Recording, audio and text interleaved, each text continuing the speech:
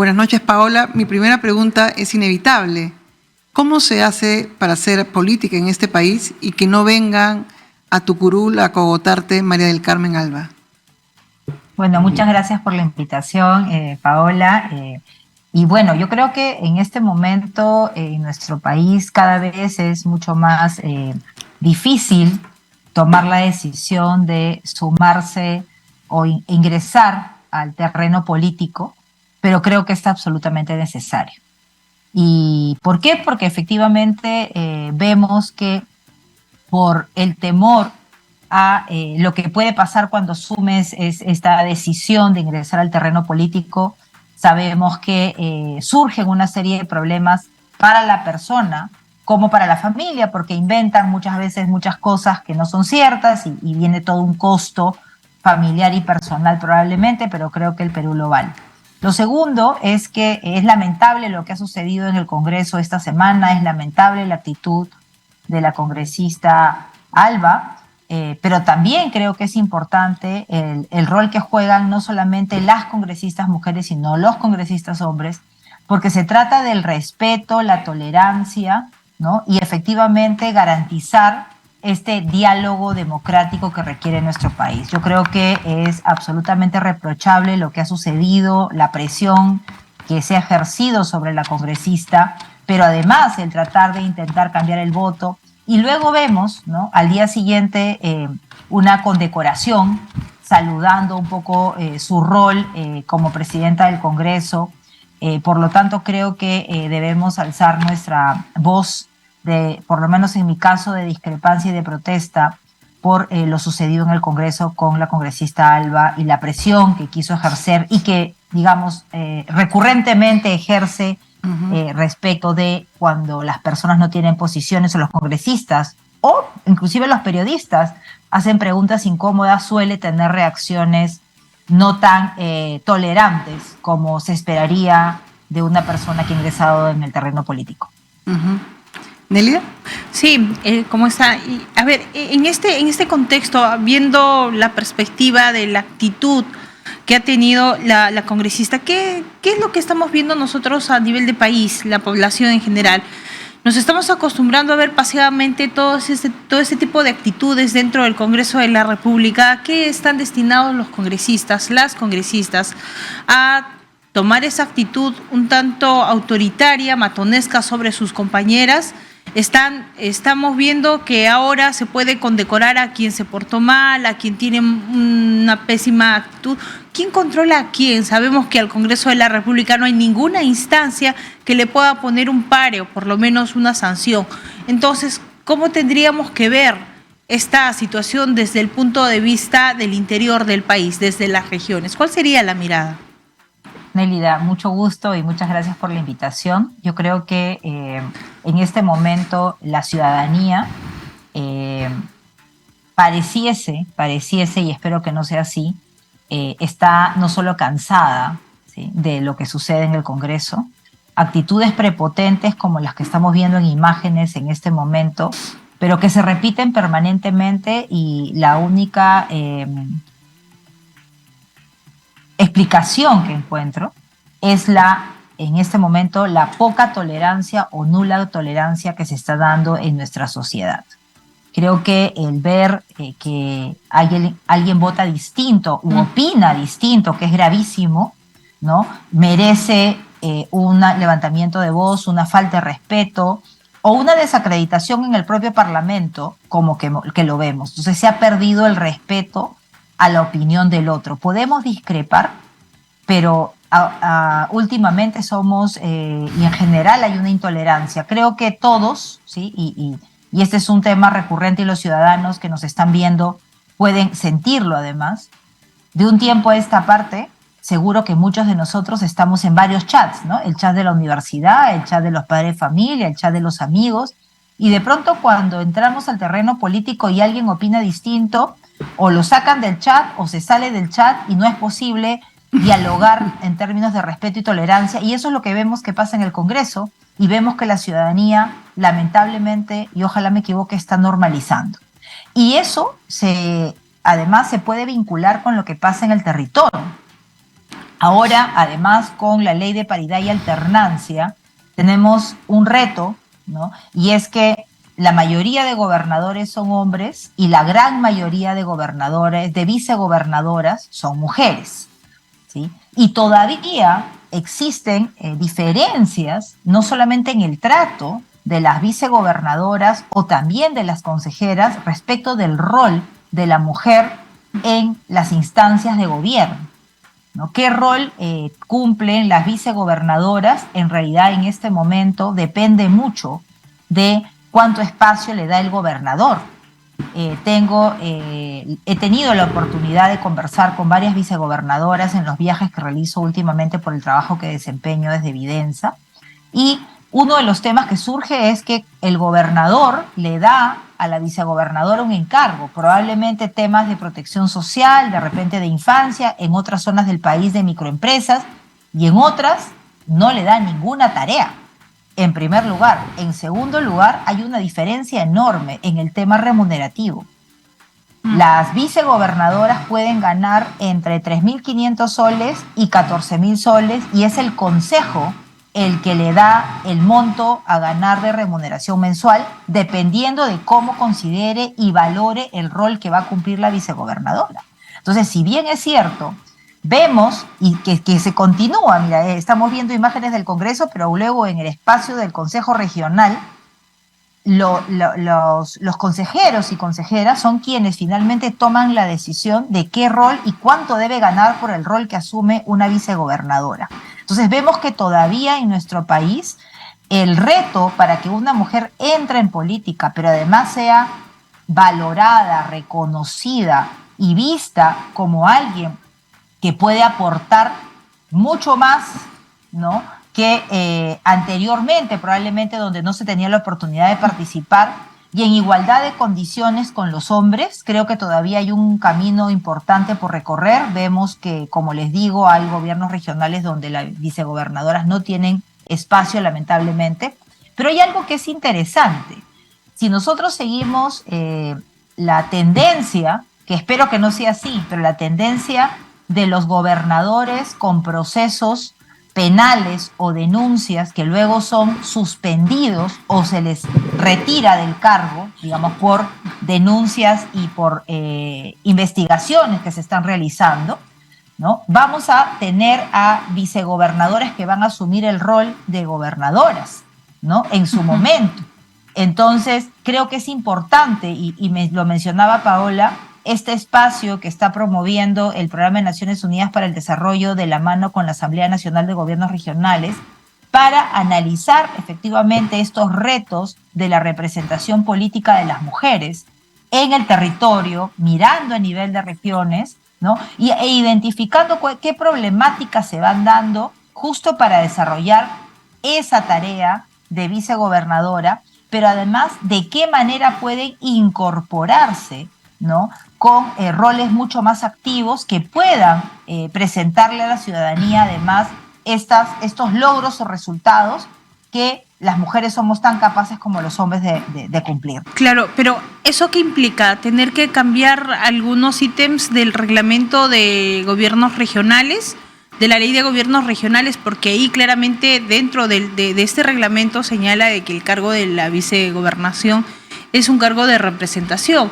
Incluso algunos analistas se atrevían a señalar de que era un cargo decorativo, ¿no?, que ayudaba o acompañaba a inauguraciones de obras. Pero, a ver, ¿hasta dónde puede plantearse nuevas posibilidades, por un lado, y por otro, si es que las vicegobernadoras que en la actualidad ejercen este cargo están preparadas y están saliendo a la palestra para poder evidenciar de que el cargo de vicegobernador también es bueno y es saludable poder conocer lo que se viene trabajando?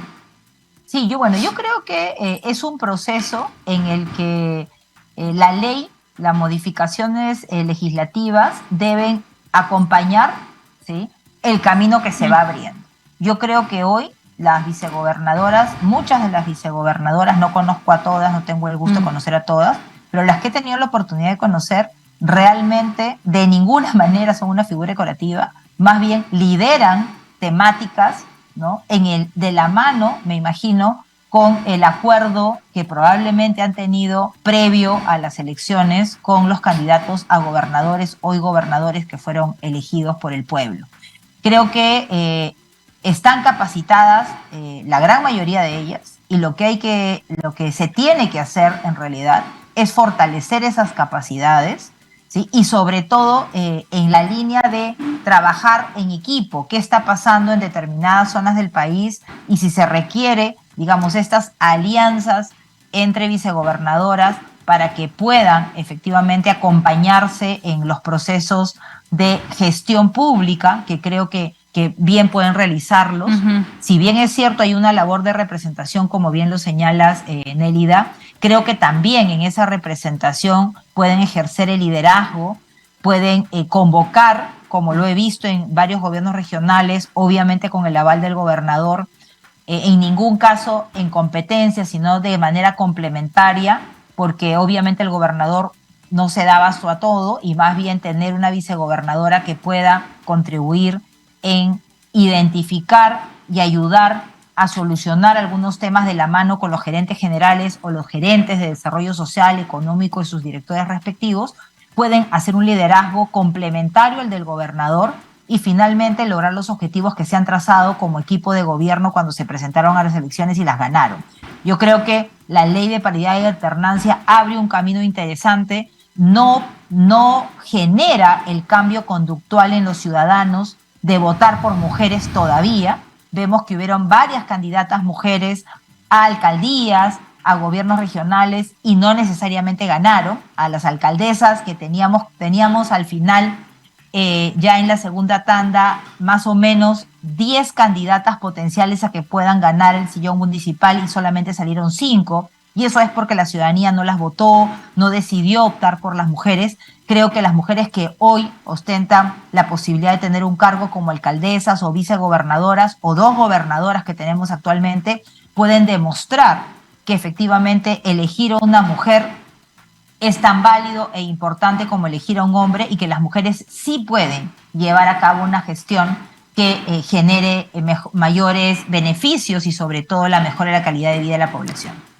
Una de los temas que van a tener ustedes en este evento, que dura 2 días y que se espera sea inaugurado por la presidenta Dina Boluarte, es competencias, ¿no? Competencias, gestión pública, sobre todo en un momento en el cual hemos pasado, digamos, un gobierno de Pedro Castillo a un gobierno de Dina Boluarte. Ha sido un paso bastante duro como país, y una de las cosas que no se está viendo es la gestión. ¿Cómo se hace, digamos, para que haya gestión en Lima, gestión o sea, fuera de Lima? No sé, hay muchísimos ejemplos, pero Piura, por ejemplo, el tratamiento del dengue, donde están muriendo muchísimos niños. ¿Qué hacer? ¿Cómo trasladar las competencias en tiempos recios? Bueno, en primer lugar, las competencias a nivel de gobiernos regionales y locales están claramente establecidas en la ley. Lo que sucede, Paola, es que me parece que al momento que existen problemas en el territorio, todos voltean a mirar al gobierno nacional. Y si bien es cierto, el gobierno nacional tiene que dar directivas y hacer seguimiento y supervisión para que los gobiernos regionales y locales hagan su trabajo, no todo es responsabilidad del gobierno nacional. El caso de Piura, por ejemplo, es un ejemplo claro. Hay un rol que tiene que cumplir el Ministerio de Salud en esta situación grave del dengue, pero también hay un liderazgo del gobernador de Piura y la Dirección Regional de Salud, que es fundamental. Entonces, a veces cuando hay este tipo de situaciones, y en ningún caso quiero justificar, digamos, la acción o inacción del Ministerio de Salud a nivel nacional, creo que evidentemente la ministra de Salud tendría que haber dado directivas más explícitas y una supervisión o un acompañamiento de sus equipos técnicos a Piura si es que la Dirección Regional de Salud o el gobierno regional no está cumpliendo. No debería reemplazarlo, porque fueron elegidos para gestionar a nivel regional y la salud está descentralizada. Claro, y entonces ahí se ha desbordado y tienen que estar acompañando y supervisando y también apoyando. pero hay responsabilidades regionales también, sí. Claro, y estas responsabilidades regionales y con todo este contexto pareciera que sí, en realidad los gobiernos regionales, en este caso en el norte, le den la mirada para decirle, no, ya gobierno nacional, haz algo. Pero oiga, ¿y dónde están tus competencias? ¿Dónde está la planificación que tienes? Porque el tema del dengue no es una novedad, no es como el coronavirus que de pronto apareció, y es un tema que data de muchos años atrás y que hasta el momento no se haya implementado una política regional que permita darle la lucha previa planificación. Creo que en vez de avanzar definitivamente en el norte no se ha trabajado en ese tema, han retrocedido porque no refleja el trabajo, el plan de acción de muchos años, no hay continuidad de política de trabajo en ese tema.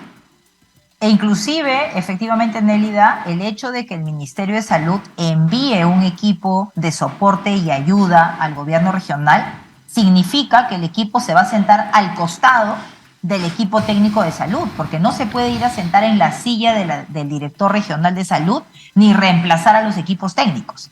Por lo tanto, lo que sí pueden hacer es una labor de acompañamiento cercano, mandar equipos que ayuden a sacar adelante, pero quienes firman, quienes convocan, quienes dirigen, es el gobierno regional. Lo propio en lo que corresponde a los gobiernos locales, que no nos olvidemos que en el caso de gobiernos locales tienen función en casi todas las áreas y en temas de salud y educación subsidiariamente y complementariamente tienen un rol también. Entonces, yo creo que es importante que los ciudadanos también volteemos a mirar a las autoridades que acabamos de elegir para exigirles que cumplan con las funciones que tienen y voltear a mirar al gobierno nacional cuando efectivamente las autoridades no están cumpliendo con su trabajo para que acompañen y estén detrás tanto el Ministerio Rector como también la Contraloría General de la República, porque los funcionarios que no cumplen con sus funciones, sus deberes, sus obligaciones, también son pasibles de ser denunciados, también son pasibles de efectivamente de tener responsabilidad funcional por haber dejado de actuar en determinados temas como lo que vemos ahora, no solo ya prevención, sino atención. Y yo creo que eso es algo bastante delicado y que lamentablemente en la medida de que terminamos responsabilizando los unos a los otros, al final son los ciudadanos los que padecen porque es imperdonable que lamentablemente sigamos encabezando los rankings mundiales de fallecidos ahora por dengue, ¿no? Sí. Vemos, hay otros países que están muy por debajo de nosotros en el ranking y seguimos encabezando rankings de fallecidos y eso es inadmisible en nuestro país. Claro, a ver, y justamente en esta dinámica de hablar de un término que de repente parece ser muy lejano, muy cercano, pero nada activo, la competitividad. Usted que ha pisado ya un cargo de ministerio y entendemos muy bien cuál es la dinámica y el sistema de trabajo desde un ministerio, ¿en qué se equivocó la ministra de Salud? ¿Qué es lo que no hizo hasta el momento? Si bien es cierto, ella en el escritorio tendría que tener todo un reporte diario de a qué ritmo se está moviendo en materia de infraestructura, logística, para poderle ponerse al frente contra el dengue. Pero en todas las declaraciones que le hemos visto, le hemos escuchado, en ningún momento ha hablado de cifras, de referencias, de cómo está trabajando el gobierno regional, está preparado, ha trabajado, cómo está su presupuesto en materia de lucha contra el dengue. Nada de eso se habla en las declaraciones de la ministra. Entonces creo que ni la ministra en el cargo ministerial ni la Dirección Regional de Salud en Piura están dándole la lectura a los reportes, a las cifras. Sí, y efectivamente yo creo que uno de los temas de los que adolecen algunos ministerios en este gobierno es efectivamente la capacidad de gestionar, y ha hecho una pregunta interesante, Nélida, porque una cosa es tener todos los logros académicos que se reconocen en diferentes profesionales, pero lo importante es que esos logros académicos puedan traducirse en el día a día de la operación del Estado. ¿Sí? Eso se llama la gestión, como bien lo has mencionado. Entonces, lo que vemos es que en este caso, efectivamente, la ministra no tiene el control de la información como para tomar la decisión y decir, bueno, a partir de ahora se va el viceministro o el director general a apoyar en epidemiología, por ejemplo, se va a apoyar a mirar cómo es que podemos sacar adelante, qué tipo de campañas se está haciendo para no solamente la fumigación, sino también para llegar a los hogares, las campañas de comunicación. Acordémonos en la época de la pandemia, en algún momento se decidió que, por ejemplo, en su momento, salud, que depende del Ministerio de Trabajo, pero que está muy vinculado, obviamente es parte del sector global, si hablamos en términos de salud, ¿no? Se decidió que en su momento Óscar Ugarte, que tenía un rol ejecutivo en salud, fuera destacado a una zona de nuestro país a que se encargue a apoyar directamente una semana, a mirar cómo contribuía. Yo creo que esa es la capacidad de respuesta que tendría que tener el gobierno. Se le ha escapado de las manos al gobierno regional hacer explícito que se le ha escapado de las manos y por lo tanto va un contingente y un equipo a apoyar la gestión de lo que implique rápidamente la derivación de los pacientes, el tipo de dengue que están teniendo, porque sabemos que hay diferentes tipos y el hemorrágico es el más grave, las evacuaciones, cómo efectivamente se están llevando las campañas de limpieza, de comunicación, el tema de las fumigaciones, que son importantes, pero no es lo único, porque sabemos que el mosquito va volando, fumigamos acá y luego se va de paseo y regresa al mismo lugar cuando ya no se terminó la fumigación. Entonces, creo que ahí hay una capacidad de respuesta inmediata que debió tener, pero que debería tener ahora, y decir concretamente qué acciones se están adoptando y cómo los equipos desde el Ministerio de Salud que puedan apoyar ya están en Piura. Y lo mismo va a pasar con el niño. Estamos hablando del niño, ya viene, no llega todavía, pero bueno, ¿cuál es la supervisión que está haciendo, en este caso el gobierno, a través de los ministerios respectivos? Porque todos tienen de alguna manera algún tema en prevención del niño, ¿sí? ¿Qué están haciendo para la protección de los cauces, la limpieza? Nuevamente, listar e ir a hacer seguimiento en la cancha, que es lo que se necesita. Muy bien, Paula, muchísimas gracias. Muy gentil con nosotros, nos ha ganado el tiempo y espero poder tenerte en otro momento para seguir hablando de este tema y contribuir a que se pueda desenvolver muy bien la gestión pública en nuestro país. Muchísimas gracias. Y todos vayan al evento de gobernadoras y políticas mujeres que va a organizar las Naciones Unidas mañana y pasado, porque es importante lo que señalaba Nélida y Paola, que es la gestión pública y cómo desarrollar las competencias siendo mujer. Hasta la próxima. Así es, muchísimas gracias por la invitación y como lo ha mencionado el PNUD y ANGR, se pueden conectar también por Facebook, tanto del Facebook de la Asamblea Nacional de Gobiernos Regionales como el Programa de Naciones Unidas para el Desarrollo, para seguir el evento y ahí vamos a estar. Muchísimas gracias por la oportunidad.